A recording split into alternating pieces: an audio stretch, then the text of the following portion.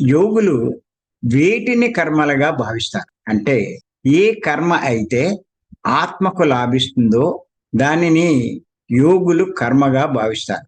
అంటే ఆత్మను తెలుసుకోవడానికి, ఆత్మోన్నతికి, ఆత్మ లాభానికి చేసే కర్మ ఏదైతే ఉందో అదే యోగుల దృష్టిలో కూడా కర్మగా భావించబడు. ఆ కర్మ చేయడం ద్వారా వారు ఆత్మానుభవం అంటే మోక్షం పొందగలుగుతారు, జీవిత లక్ష్యాన్ని సాధిస్తారు. అటువంటి కర్మ ఇప్పుడు మనం చెయ్యాలి అంటే ఏమిటి అంటే ధ్యానం ఒక్కటే ఆత్మకు సంబంధించినటువంటి కర్మ. గుర్తుపెట్టుకోవాలి. ధ్యానం అనగానే మళ్ళా రకరకాల ధ్యానాలు, శ్వాస మీద ధ్యాస. బాగా గుర్తుపెట్టుకోవాలి, పత్రి గారు చెప్పింది. అందుచేత ధ్యాన సాధన ఒకటే యోగుల దృష్టిలో కర్మగా భావించబడదు. అంటే ఫలితం పొందగలిగే కర్మగా భావించబడదు. మిగిలినవన్నీ అకర్మలుగానే వారు భావిస్తారు.